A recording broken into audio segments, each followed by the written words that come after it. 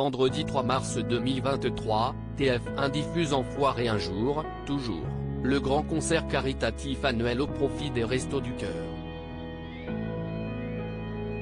L'occasion pour Télé Loisirs de revenir sur l'histoire de cette belle association que Coluche avait imaginée éphémère, mais qui est toujours bien présente aux côtés des plus démunis. Comme le Téléthon, le grand concert des Enfoirés que TF1 diffuse vendredi 3 mars 2023 est tout autant un événement télévisuel que solidaire. Si les artistes donnent leur meilleur d'eux-mêmes sur scène, si est bien pour aider les Restos du Cœur car, comme l'explique Patrice Douret, président de l'association, l'entité Enfoiré représente 10% de nos ressources, ce qui demeure très important. L'an dernier, ce sont 15 millions de repas qui ont pu être servis grâce aux Enfoirés. C'est énorme. La diffusion a donc bel et bien une influence sur l'association créée par Coluche, suite à l'appel qu'il a lancé sur l'antenne d'Europe 1 le 26 septembre 1985. La petite idée de Coluche est une petite idée comme ça, si des fois y a des marques qui m'entendent, je ferai un peu de pub tous les jours, commence-t-il. S'il y a des gens qui sont intéressés pour parrainer une cantine gratuite qu'on pourrait commencer par faire à Paris et puis qu'on étalerait après dans les grandes villes de France.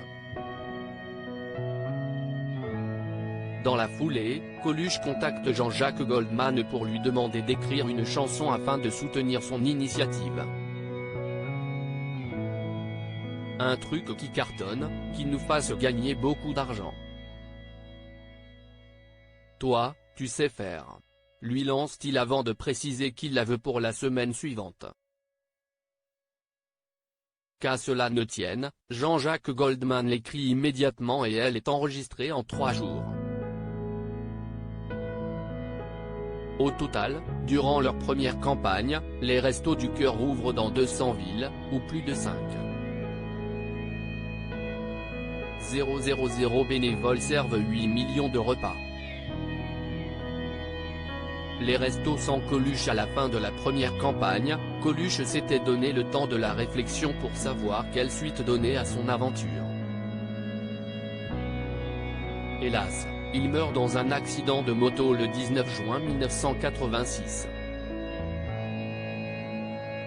Persuadé qu'il aurait voulu que les Restos du Cœur continuent leur action, Véronique Colaucci, dont il était pourtant divorcé, prend la relève pour une deuxième campagne. Sous son impulsion, l'association s'organise et s'étend. Dans sa tâche, l'ex-femme de Coluche peut s'appuyer sur les bénévoles de plus en plus nombreux, mais aussi sur les artistes qui restent mobilisés derrière elle. Durant l'hiver 1989, Jean-Jacques Goldman, Johnny Hallyday, Michel Sardou, Eddie Mitchell et Véronique Sanson sillonnent la France pour la toute première tournée des Enfoirés, dont l'intégralité des bénéfices est reversée aux Restos du Cœur. Au fil des années, la troupe ne cesse de s'étoffer, rejointe par des chanteurs, mais aussi des acteurs, des humoristes, des sportifs.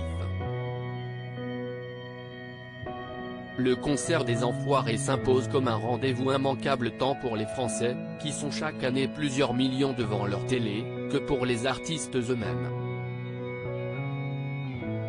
Les Enfoirés, pour moi, c'est aussi important que l'anniversaire de mes parents, affirme Mimi Mati. Bien plus que des repas si les restos sont essentiellement connus pour l'aide alimentaire, l'association mène pourtant bien d'autres combats, logement des plus précaires avec les Toits du Cœur, insertion professionnelle grâce au Jardin du Cœur et aux Ateliers du Cœur, aide spécifique aux mères en difficulté avec les Restos Bébés du Cœur, hébergement d'urgence pour les SDF à Paris au sein de la Péniche du Cœur, lutte contre l'illettrisme avec les ateliers clés, pour communication, lecture, écriture, mais aussi accompagnement scolaire, accès au droit et à la justice. Elle est sur tous les fronts partout où des personnes en détresse ont besoin de soutien. Des restos qui ne connaissent pas la crise près de 38 ans après leur création, force est de constater que les Restos du Cœur, que Coluche voyait comme une solution temporaire, sont toujours là. Plus que jamais, même. Lors de la campagne 2021-2022, l'association a accueilli 1,1 million de personnes et distribué 142 millions de repas, soit 17 fois plus qu'à ses débuts. Et entre la flambée des prix de l'énergie et l'inflation qui touche de nombreux produits de consommation, le nombre de bénéficiaires ne cesse de croître.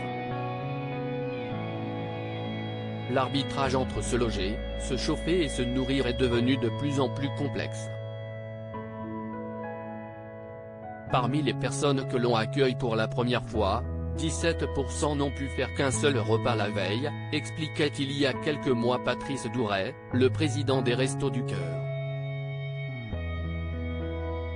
En ces temps de crise, les Restos du Cœur sont décidément bien les seuls à ne pas la connaître. À lire aussi Restos du Cœur, Soprano révèle avoir bénéficié de l'association, avec sa famille.